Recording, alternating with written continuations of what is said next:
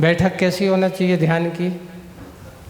देखिए, आपको ध्यान की आसन, पहली बात तो स्टूल में बैठ के ध्यान होता नहीं है ना। आप क्या करें, बैठ तो गए महाराज, आपकी सभा में से जाएं कैसे, है ना। तो बैठने के लिए, ध्यान के लिए तो सबसे पहले बाएं पैर के ऊपर अपना दायां पैर रखो। अर्ध पद्मासन पे बैठना है, पूरी पद्मासन नहीं लगाना है। बाएं पैर के ऊपर क्या रखना है? अपना दायां पैर। जय, ठीक है। सभी लोग हाथ जोड़ेंगे, मानस तैयार करेंगे। और मानस तैयार करने के लिए अपन एक छोटी सी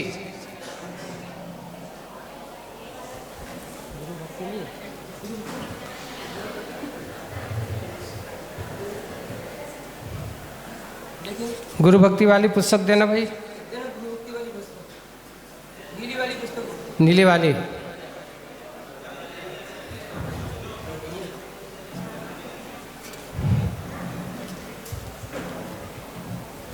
वैसे इसमें ही मिल गया, कोई बात नहीं, चलेगा, रहने दो बस, आगे मिल गई, इसमें है।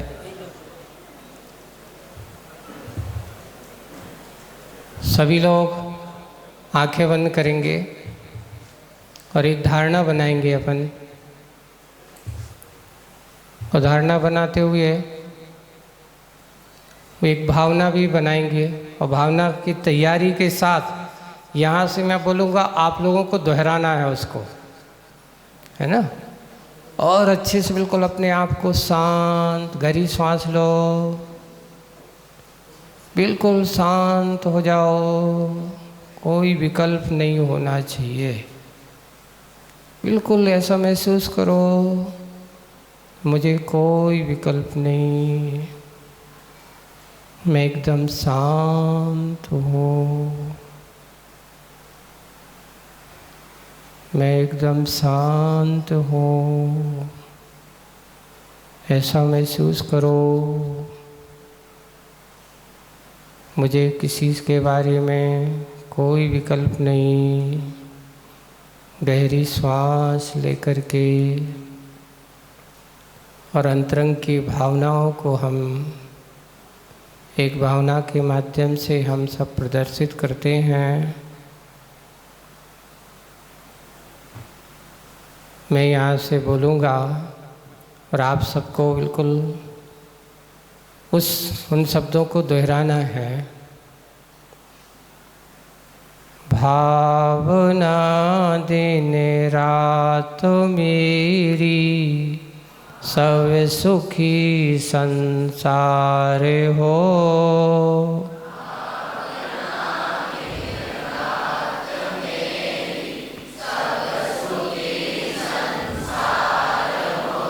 सत्य संयम शील का व्यवहार, घर घर द्वार हो।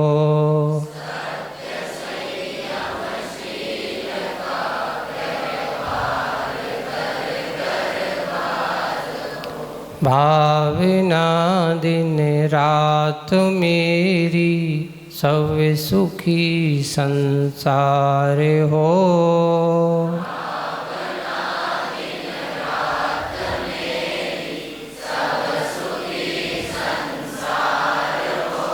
सत्य संयम शील का व्यवहार, घर घर द्वार हो।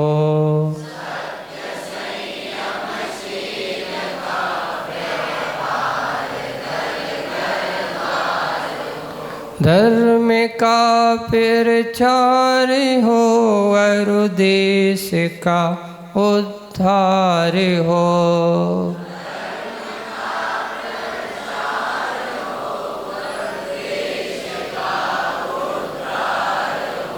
और ये उजड़ा हुआ भारत चमन गुलजार हो।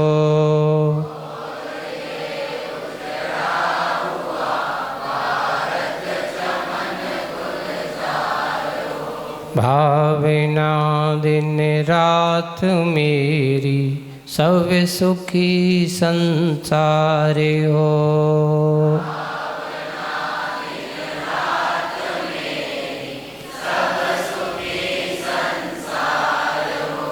ज्ञान के अभ्यास से जीवों का पूर्ण विकास हो। जीवों का पूर्ण धर्म के प्रचार से हिंसा का जग में ह्रास हो।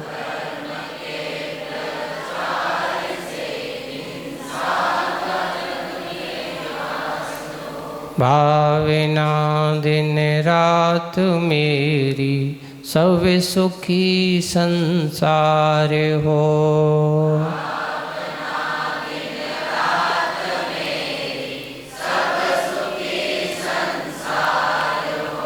शांति अरु आनंद का हर एक घर में वास हो। हर एक घर में वास हो। वीरवाणी पर सभी संसार का विश्वास हो। वीरवाणी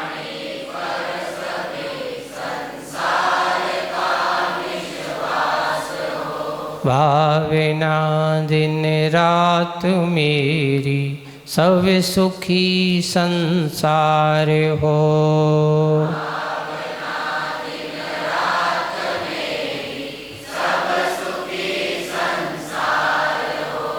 रोग अरु भय शोक होवे दूर सब परमात्मा। रोग अरु भय शोक होवे दूर सब कर सके कल्याण ज्योति सब जगत की आत्मा।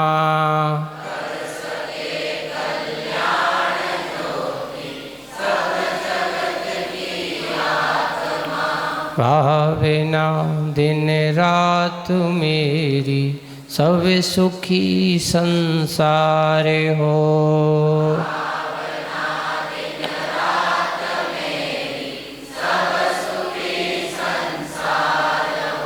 सत्य संयम शील का व्यवहार घर घर द्वार हो।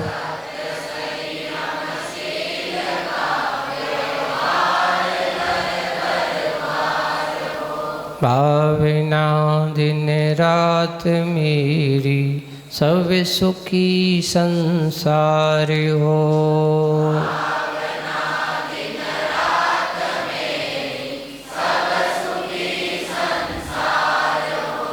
अब अपने आप को ध्यान की मुद्रा में लाएंगे। देखो, तर्जनी को अंगूठे से जोड़ना है और तीनों उंगलियों को सामने बिल्कुल खोलना है। कमर सीधी, टांग पर अपने पैरों पर हथेलियों को रख देना है। एकदम शांत अपने आप को बनाना है। जिनकी कमर झुकी है उनको ध्यान नहीं होने वाला है। जिनकी कमर एकदम सीधी है वही ध्यान की भूमिका का अनुभव लेने वाले हैं। इसलिए कमर सीधी और अपने हाथ पैरों के ऊपर रखे हुए हैं। एकदम उंगलियां सीधी हैं। शांत, आंखें बंद। अपन थोड़ी से ओमकार की ध्वनि के माध्यम से अपने आप को, अपने मन को एकदम शांत बनाएंगे। गहरी श्वास लेंगे।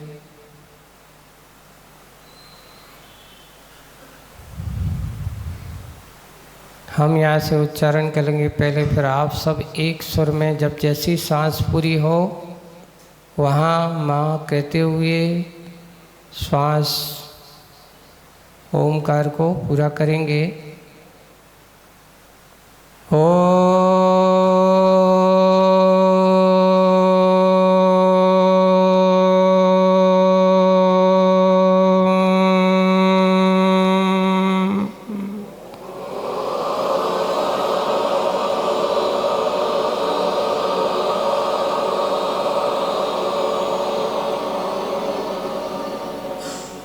गहरी सांस लेंगे, एकदम शांत। पुनः ओंकार की ध्वनि हम करेंगे पहले, फिर आप सब करोगे। ओ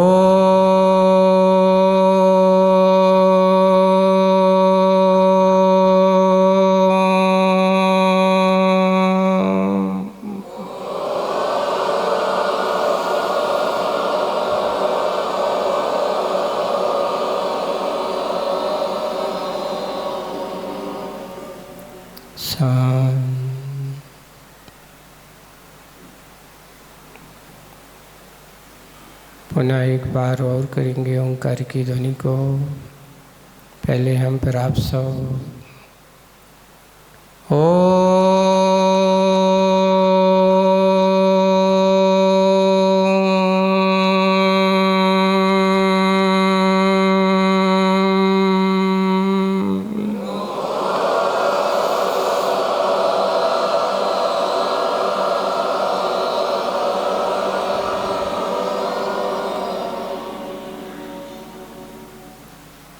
एकदम शांत महसूस करो,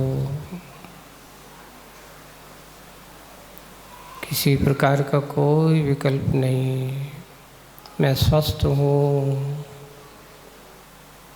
अपने ध्यान में आज का पूरा दिन को याद करना है कि आज मैंने सुबह से सोकर के उठा था और उठ के ही मैंने आज क्या किया। नहा धो करके आया, भगवान की भक्ति की, पूजन किया, कामना की कि भगवान मैं भी आप जैसा बनूं। पूरे दिन भर की चर्या को याद करते हुए आज हम सब शाम को यहाँ बैठे हैं। अब अपने आप को ध्यान करो, अपने शरीर को ध्यान करो। देखो, दूसरे का ध्यान नहीं करना है, अपने शरीर का ध्यान करो। आप बैठे हो एकदम स्वस्थ, ऐसा महसूस करो मेरे शरीर में कोई पीड़ा नहीं है, कोई किसी प्रकार की तकलीफ नहीं है, मैं एकदम स्वस्थ हूँ। अपने पैरों के अंगूठे को याद करो। देखो, पैर के अंगूठा एकदम स्वस्थ है, कोई तकलीफ नहीं है। अगर तकलीफ हो तो देखो, ध्यान करके उसको दूर करेंगे। एड़ी, पैरों के घुटने तक आ जाओ, एकदम स्वस्थ हैं। कमर एकदम सीधी है। नाभि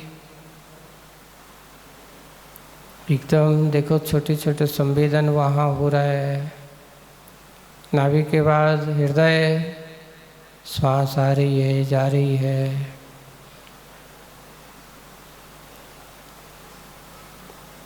हृदय की श्वास की धड़कन को महसूस करो। गला एकदम स्वस्थ है। मुख, उसको चिंतन करो, बिल्कुल जिह्वा है, दांत हैं, मुख में होंठ हैं, एकदम स्वस्थ है, कोई पीड़ा नहीं है, किसी प्रकार की कोई तकलीफ नहीं है। नाक, आँख, कान, दोनों आँखों के बीच में आज्ञा चक्र। देखो, जहाँ आप लोग महिलाएं बिंदी लगाती हैं वो स्थान है आज्ञा चक्र का। पूजन के समय जो पुरुष नाक के ऊपर, दोनों भौहों के बीच में, यह है आज्ञा चक्र अपना।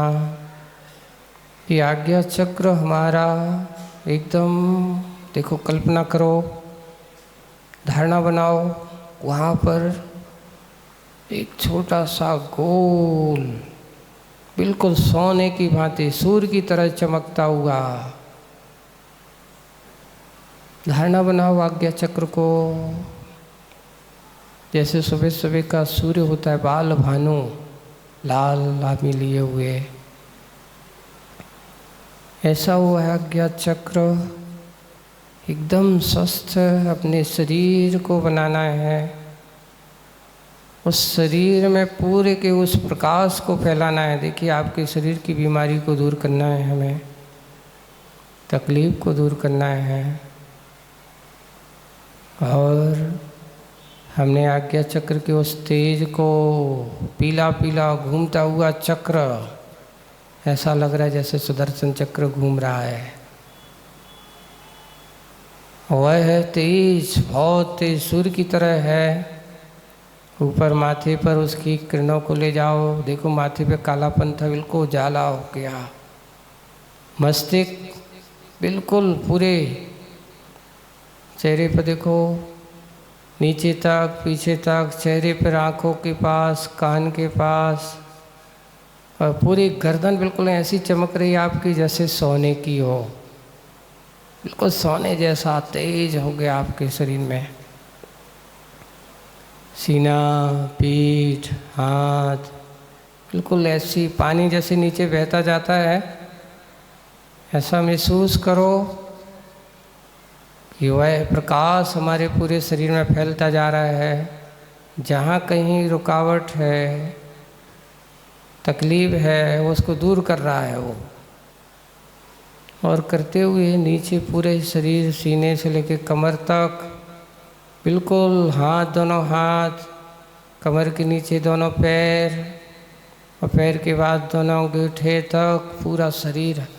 अपने आप को, पूरे शरीर को ऐसा देखो जैसे सोने का हो, बिल्कुल प्रकाश से भरा है, किसी प्रकार की कोई पीड़ा नहीं। हे भगवान, मुझे बहुत ही पुण्य कर्म के उदय से ये मनुष्य पर्याय मिली है।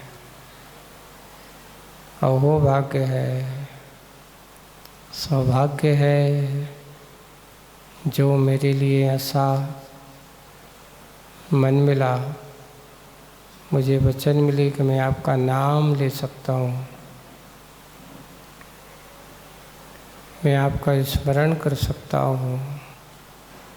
ऐसा ये शरीर हमारा है, मैं स्वस्थ हूँ, मैं अपने आप को स्वस्थ हूँ, ऐसा विचार करो। और ध्यान में ही आप ये भावना भाव कि भगवान आज मेरे पूरे दिन में अगर मैंने किसी के बारे में बुरा सोचा हो तो यह मेरा पाप मिथ्या होवे। हे भगवान, मेरे द्वारा अज्ञानता से अगर कोई किसी को पीड़ा पहुंची हो तो वह कार्य भी मेरी मिथ्या होवे। मैं सब जीवों को क्षमा करता हूँ, सब जीव मुझे क्षमा करें। ऐसा मन में ध्यान किया। ध्यान करते हुए वापस अपने शरीर को याद करो। देखो बिल्कुल सोने की तरह है, चमक रहा है, एकदम स्वस्थ, कोई पीड़ा नहीं। मेरे शरीर के सारे रोग जल कर के नष्ट हो गए हैं। मैं स्वस्थता का अनुभव कर रहा हूँ, ऐसा शरीर है। अब उस प्रकाश को समेटो, देखो नीचे से ऊपर आओ।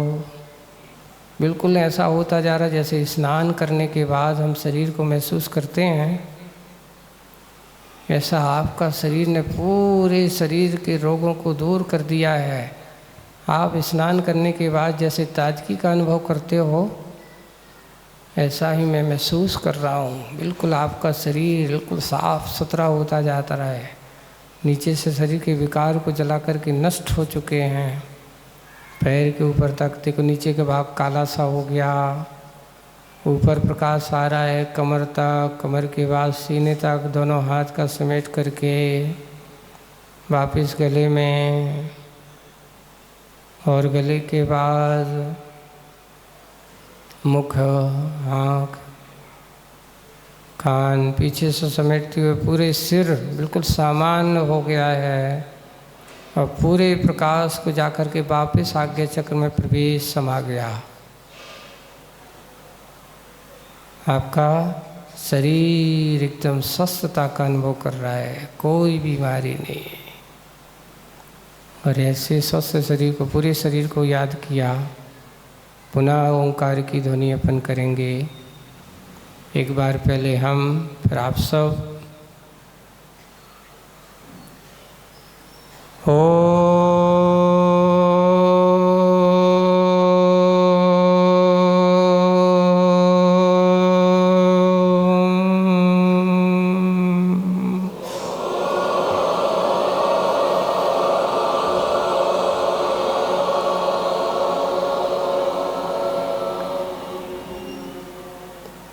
हाथ की मुद्रा खोल करके आपस में घर्षण करेंगे।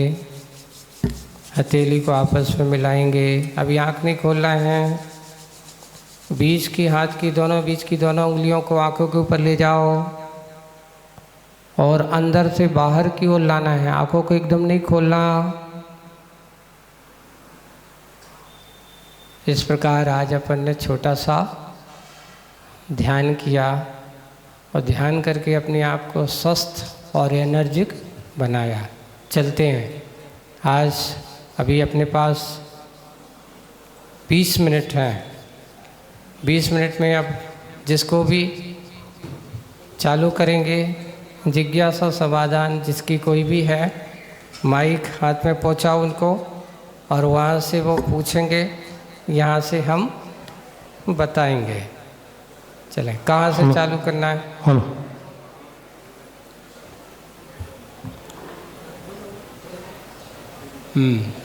खड़े हो जाए। नमस्ते महाराज जी। आज दोपहर की क्लास में मरण संबंधी कुछ चर्चा चली थी। बाल मरण, बाल मरण, बाल मरण, ठीक है। बाल पंडित मरण, बाल पंडित मरण और पंडित मरण, ठीक। तो महाराज जी ने ये बताया जो पंडित मरण होता है वो साधुओं का होता है।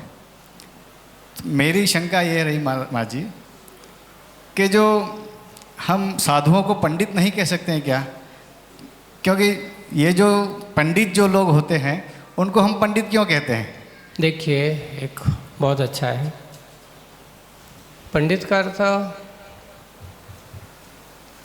हमारे आचार्यों ने जो पापों को खंडित करने में लगे सो उसका नाम पंडित है। और दूसरा एक और कहा जाता है कि जो पाप से त्याग होकर के पुण्य के कार्य में लगे सो उसका नाम पंडित है। विद्वान जो होते हैं, पंडित जिसे अपन कहते हैं कि भाई जिन्होंने स्वाध्याय किया, ध्यान किया, उस स्वाध्याय को थोड़ा सा आचरण में ला करके आचरण करते तो उनको, विद्वान को पंडित कहने लगते हैं, है ना। पंडित, पापों को खंडित करने वाला सो पंडित। तो हमारे अनंत भगवान ने तो सारे पापों का क्या, घातीय कर्म रूपी पापों को नष्ट कर दिया। तो वे कौन हो गए? पंडित, महापंडित। कौन हो गए वो? महापंडित हो गए। अब मुनि महाराज जो हैं वो अभी क्या हैं? अभी उन्हें महाव्रतों को, समस्त हिंसा का, सूक्ष्म और स्थूल दोनों प्रकार की हिंसा का, पापों का त्याग कर दिया, तो वो पंडित है। अब बाल पंडित किसे कहते हैं? बाल पंडित कौन है? तो जैसे अणुव्रती है, श्रावक, पंचम गुण स्थानवर्ती, अभी उसने पाप का पूर्ण रूप से त्याग नहीं किया, तो उसको कह दिया अभी स्थूल छोटे रूप में उसने त्याग किया, अभी सूक्ष्म रूप से उसने त्याग स्थूल, इसलिए वो बाल पंडित है। और बाल कौन है? जिसने अभी कछुत क्या हुआ, कुछ त्याग ही नहीं किया है, अभी अज्ञानी है। तो ऐसे पहले गुण स्थान से चौथे गुण स्थान तक के जीवों को बाल कहा। थोड़ा भी अणुव्रत आ गया उसको बाल पंडित बन गया, महाव्रती बन गया तो पंडित हो गया, और उन महाव्रतियों में केवल ज्ञानी बन गया तो पंडित से पंडित हो गया। तो बस इतना है कि जितना जितना ज्ञान चारित्र की कसौटी में कसता चला जाता है, जैसे जैसे अपने ज्ञान को चारित्र की कसौटी में कसता चला था उतना उतना उसका पाप का क्या त्याग होता है। तो करना क्या चाहिए, बाल से पंडित बनना आपके हाथ में है। ये मत सोचना कि भारी ग्रंथों को पढ़ लेने का नाम पंडित है। कभी कभार कुछ लोग ऐसे भी होते हैं कि पढ़ कर के बड़े बड़े ग्रंथों को तो पढ़ लिया, लेकिन अभी तक उनके परिग्रह के प्रति, तृष्णा प्रति, लोलुपता प्रति, रसना नियम नहीं है। खाने पीने का कोई मर्यादा नहीं है, जब चाहे जैसा चाहे जहाँ चाहे जैसा खाते हैं। तो मात्र ग्रंथों को हाथ में लेने का नाम पंडित नहीं है। पंडित वो होता है जो पापों को त्याग करने का पुरुषार्थ करता है। इसलिए आज जो पंडित की व्याख्या है, सबसे पहले गद्दी पर उसी को बिठाना चाहिए। पहले उनसे पूछा, पंडित जी आपको रात्रि भोजन को त्याग है कि नहीं? नहीं कि 10 दिन के पंडित तो नहीं बन के आए हो। नहीं तो आज के समय वक्ता बहुत हो सकते हैं। इसलिए जो आते हैं जिनका त्याग हो, कम से कम अष्टमूल गुण का व्रती हो, तो उनसे धर्म की बात सुने। तो आज अपन को पंडित की बात समझ में है। तो हम ये भी कह सकते हैं कि जो घर में रहते हैं, जो पापों से बच कर के, ये मत सोचना कि इससे ज़्यादा कभी कभार बड़े बड़े पंडितों को भी नीचे दिखा देते बिना पढ़े लिखे लोग। एक बार एक छोटी सी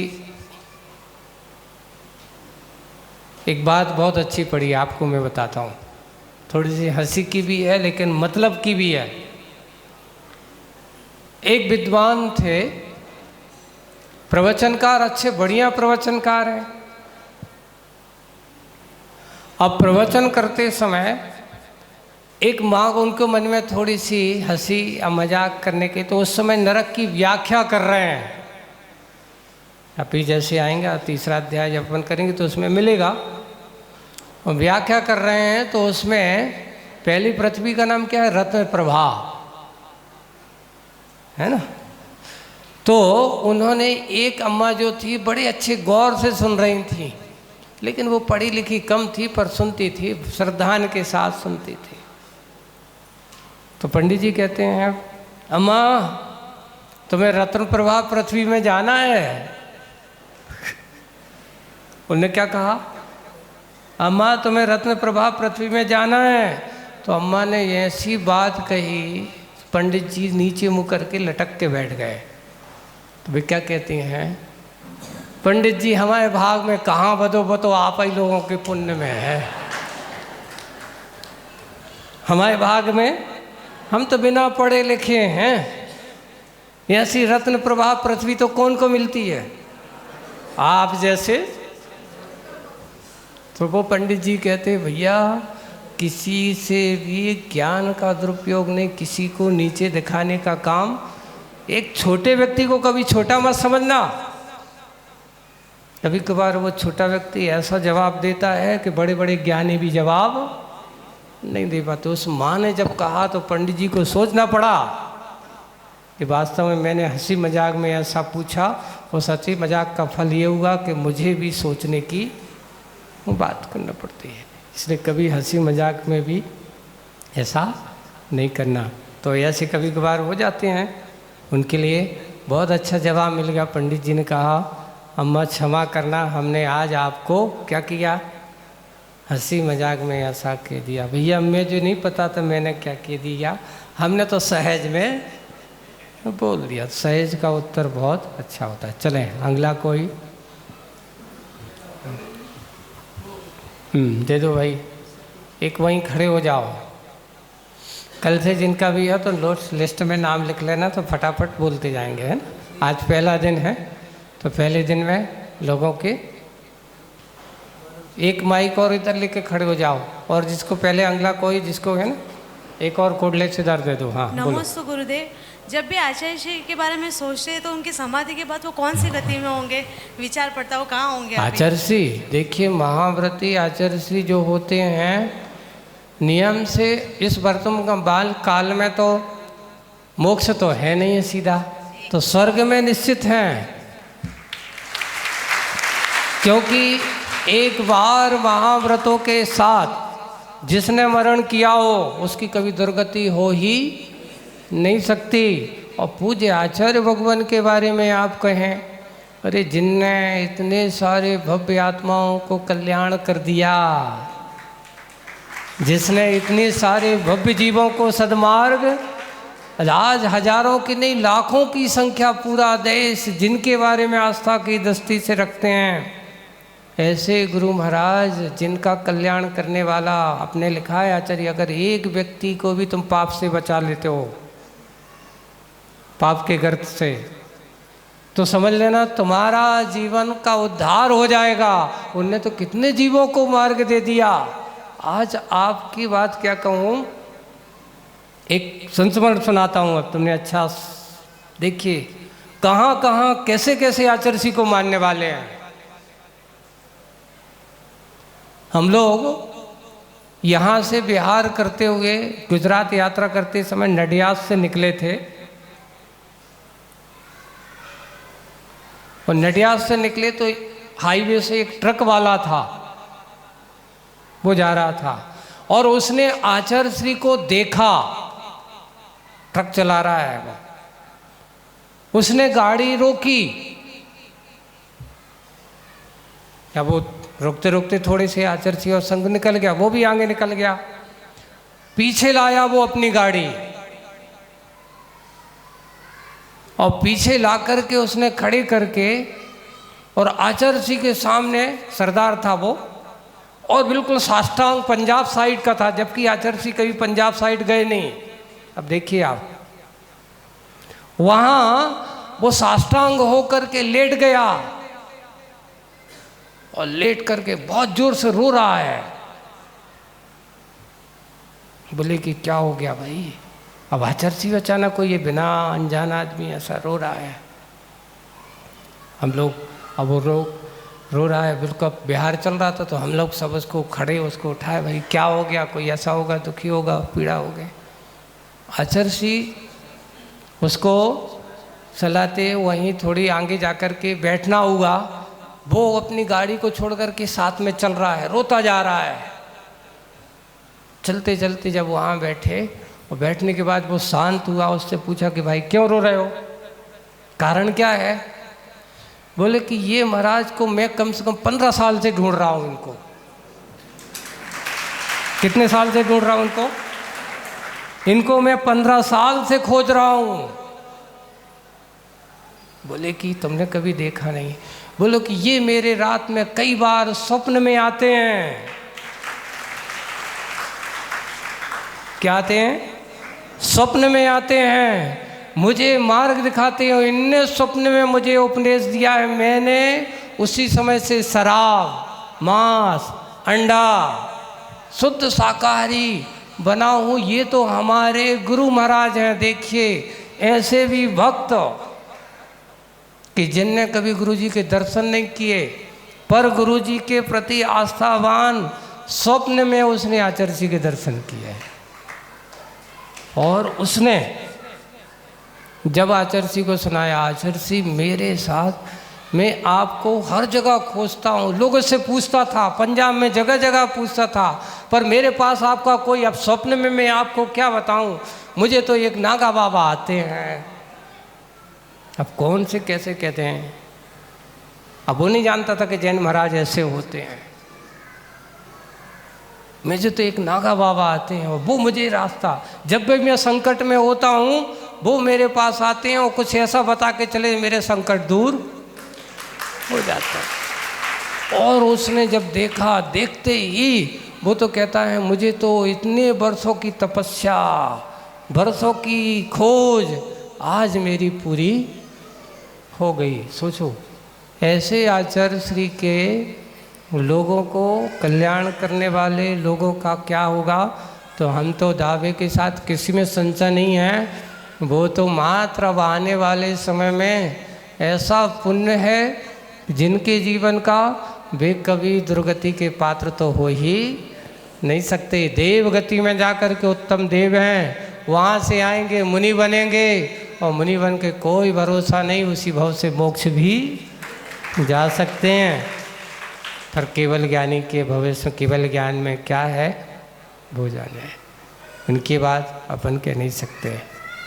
चलते हैं आगे हेलो। की बात। गुरु जी के चरणों में हमारे परिवार की ओर से शत कोटि कोटि नमन। नमोस्तु महाराज जी, नमोस्तु महाराज जी, नमोस्तु महाराज जी।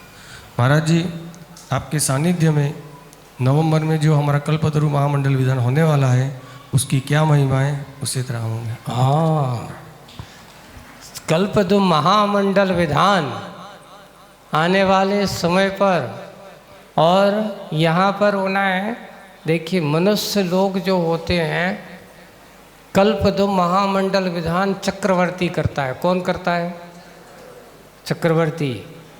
उसमें वह सबसे बड़ा श्रेष्ठ ध्यान होता है कि ऐसे समूषण की रचना जिसमें होती है, और समूषण में बैठ करके उस सौधर्म इंद्र, स्वर्ग के इंद्र भी उस समूषण में शामिल होते हैं। और चक्रवर्ती विधान कहा, उसमें लिखा जहाँ पर ऐसे समूषण की रचना करके विधान होता है, उसका प्रभाव ये लिखा है कि आसपास के कम से कम 10-15 कोस तक तो किसी प्रकार की अनिष्टकारी घटना हो ही नहीं सकती। तो फिर नगर में कैसे होगी? उसका पुण्य विशेष बताया है। एक और दूसरा है कि इस पूजन को करने वाला, इस प्रकार के पूजन करने वाला पुण्यशाली व्यक्ति हर किसी का पुण्य नहीं होता। कहा गया चक्रवर्ती जैसा वैभव प्राप्त करना हो तो भगवान की पूजन करो। और ऐसे चक्रवर्ती जैसी, जिसने भरत चक्रवर्ती ने युग के आदि में एक कल्पतरु महामंडल विधान किया था। कब किया था ये? युग के आदि में। उसी का प्रभाव है कि आज भी वह कल्पतरु महामंडल विधान की महिमा होती है। एक इंद्रध्वज महामंडल विधान होता है जो इंद्रों के द्वारा किया जाता है, देवों के द्वारा किया जाता है। कल्पतरु जो होता है वो मनुष्यों के द्वारा किया जाता है, और मनुष्य की उस विधान में स्वर्ग की पूरी स्वर्गपुरी भी उतर करके आ जाती है। इसलिए वे स्वर्गपुरी के देव आदि भी उसमें शामिल हो जाते हैं। इसलिए उसकी महिमा अचिंत है, शब्दों में नहीं कहा जा सकता। भगवान की भक्ति अचिंत हुआ करती है, बस भावनाओं से संबंध जोड़ा जाता है। इसलिए अपने अंदर की भावनाएं अच्छी बनाओ और अभी से तैयार हो जाओ तलवाड़ा वाले, है ना। कैसे? देखिए, पुण्य कमाने के लिए, पुण्य का संचय करने के लिए मात्र बाहरी धन की बात नहीं, परिणाम की साथ होना चाहिए। और जब हमारे परिणाम अच्छे हों, क्योंकि ऐसा अवसर बार बार नहीं आता, और फिर ऐसे अवसरों को समागम पाने के लिए भी पुण्य चाहिए पड़ता है। कभी कभार कई आदमी को ऐसा सामने अनुष्ठान हो जाने के बाद ना जाने कभी कभार अंतराय कर्म ऐसा आड़े आ जाता है कि वो नहीं कर पाता। इसलिए अभी से भावना भाव माला फेरो के भगवान मैं अच्छे से विधान में बिल्कुल तन से मन से, और अच्छी जितनी तिजोरी में धन है वो धन से भी कम नहीं होना चाहिए, कंजूस है। क्योंकि बाद में सोचोगे तो सोचते ही रहोगे, और सोचने वाला भगवान की भक्ति नहीं करता। इसलिए मैंने एक बार आपको कहा था, कामी क्रोधी लालची इनसे न भक्ति होए। भक्ति कौन करता? कामी व्यक्ति नहीं करता, क्रोधी नहीं करता, और लालची भी नहीं करता। इसलिए लालच छोड़ करके भक्ति करने वालों को आनंद अलग होता है। इसलिए अभी से मन अच्छा बना करके रखो और भक्ति के माहौल को। हाँ, एक और है, आने वाली तारीख होने वाली। अच्छा है, पर्यूषण के बाद पात्र का चयन होगा, बस इतना ठीक है। उसके विशेष पात्रों का चयन पर्यूषण के बाद होगा। तारीख अभी आप लोगों को 1-2 दिन में आ जाएगी, ठीक है। चलो, और कोई? नमोस्तु महाराज। आचार्य श्री कहते हैं कि अपने दुख में कभी भी रोना मत, अगर पर के दुख में रोगे तो मेरा आशीर्वाद है। अगर तुमको कुछ कहना हो तो मेरे सामने चुपके से आके रख देना। अगर हमें कुछ कहना है तो हम कैसे कहें, और आचार्य श्री की माला अगर हमको गिननी हो तो कौन से मंत्र से करें? हाँ, आचार्य श्री की माला गिननी हो कि भगवान की माला गिननी हो? देखिए, अपने यहाँ लिखा है, देखो, अपने दुख में रोना सो आर्त ध्यान, और दूसरे को दुख देख करके रोना सो धर्म ध्यान। कैसे? अपाय विचय नाम का धर्म ध्यान। धर्म ध्यान के 4 वेद हैं। कितने वेद हैं? आज्ञा, अपाय, विपाक और संस्थान, है ना। तो उसमें किसी दूसरे व्यक्ति को दुखी देख करके आंखों में आंसू आ जाना, समझ लेना क्या है? धर्म ध्यान है। लेकिन अपना बेटा दुखी है और आंखों में आंसू आना, वो धर्म ध्यान नहीं है। वो क्या है? क्योंकि वो वहाँ मोहिनी कर्म जुड़ा हुआ है। क्या जुड़ा हुआ है? जहाँ मोहिनी कर्म के साथ रोना है वो आर्त ध्यान है। लेकिन जहाँ कोई मोह नहीं है, उसकी पीड़ा देख करके रोना, आंखों में आंसू आ जाना, सो वो धर्म ध्यान है। इसलिए लिखा परहित सरस धर्म नहीं भाई। ये जो पर पीड़ा सम नहीं अधि माई, ऐसा भी कहा जाए दूसरे सनातन धर्म में कि दूसरों की पीड़ा देख करके अपने अंदर पीड़ा का अनुभव हो, ये धर्म ध्यान है। आचार्य श्री हमेशा परोपकार की भावनाओं को रखना चाहिए। कभी मोह हो करके शरीर में पीड़ा तो सबको होती हैं, हमें भी होती हैं, आप सबको भी होती हैं, पर अपनी पीड़ा में समता भाव रखना। आचार्य श्री अंतिम समय, इतनी समाधि के समय, लोग डॉक्टरों की लोग उसमें पड़ा था कि अगर कोई सामान्य गृहस्थ को उस समय की जो पीड़ा होती ना, तो वो छोड़ छाड़ के कहीं आईसीयू में और कहीं कहाँ होता भर्ती, और बचने वाला ऐसा नहीं। लेकिन गुरुजी कहते हैं ऐसे समय पे अपने साहस, अपने आप का संबल, हम सब लोगों से कह दिया कि कोई किसी की ज़रूरत नहीं है।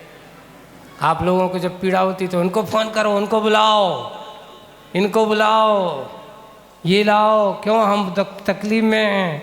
मोही बुलाता है और बीतरागी किसी को वो कहता है नहीं, शांत, मुझे अकेले छोड़ दो, मेरा विकल्प। ऐसे ही गुरुजी का भाव था, और उन्होंने कोई नहीं, जो जहाँ है वहीं रहेगा, मेरा विकल्प। मैंने सबका विकल्प छोड़ दिया तो आप सब लोग मेरा विकल्प, पर गुरुजी ने छोड़ा था। गुरुजी तो अपने थे, पर किसका मन मानने वाला था। पर इतना है, आचार्य श्री की निरीता, उनकी वीतरागता अपने आप में एक अद्भुत थी। इसलिए वे हमेशा सबके हित की सोचा करते हैं। अब आचार्य श्री की माला करना है तो अच्छे से ओम जी ओम रोम श्री विद्यासागराय नमः अपने ध्यान से उनका जाप करते चलें, और यही उनकी गुरु के प्रति आस्था हमारी होगी। चलें, आज के यहीं पर होता है। चले, छोटी सी जल्दी कर लो, 7:05 हो गए। अब 5-10 मिनट में आरती करना है आपको। आज के सभी श्रावक श्रेष्ठीजन वहाँ आरती तैयारी करें। हाँ बोलो, जल्दी करो। नमोस्तु महाराज जी। हमने चतुर्थ काल तो नहीं देखा है, लेकिन आचार्य श्री के शिष्यों को देखकर हमें लगता है कि चतुर्थ काल ऐसा ही रहा होगा। लेकिन पंचम काल के अंत में जब धर्म नष्ट हो जाएगा तो हम जीवों का उद्धार कैसे होगा? कैसे होगा? ये भावना भाव कि पंचम काल के जीव अंत में हम हो ही ना। ऐसा तो हो नहीं सकता है ना, क्योंकि पंचम काल के अंत में अगर एक बार अच्छे से दान पूजा आदि कर लो तो पंचम काल क्या, षष्ठ काल भी निकल जाएगा, आने वाले दोनों काल निकल जाएंगे, और जब अपने यहाँ चौथा काल होगा तब आपका जन्म होगा। ऐसी भावना भाव कि हे भगवान, मुझे इस भाव में ऐसा काम करूं, ऐसा पुण्य कमाऊं, ऐसी गति का बंद हो कि आने वाले छठे कालों में, पंचम काल के अंत समय में देखूं ना। ऐसा काम, ऐसी भावना भाव, और अपने त्याग संयम का मार्ग को अपनाओ। नियम से आपको आने वाले छठे काल को देखने का अवसर नहीं मिलेगा। आप आशीर्वाद दो महाराज जी। बिल्कुल, बहुत अच्छा। चलें, आरती चालू करो। अल्पेश, चलो आज आपके दोनों श्रावक श्रेष्ठी, शांति धारा करता आदि जो भी हैं, और जो 12 वाले जो भी हैं, वो सभी आकर के जल्दी 10 मिनट में तुम्हारे साथ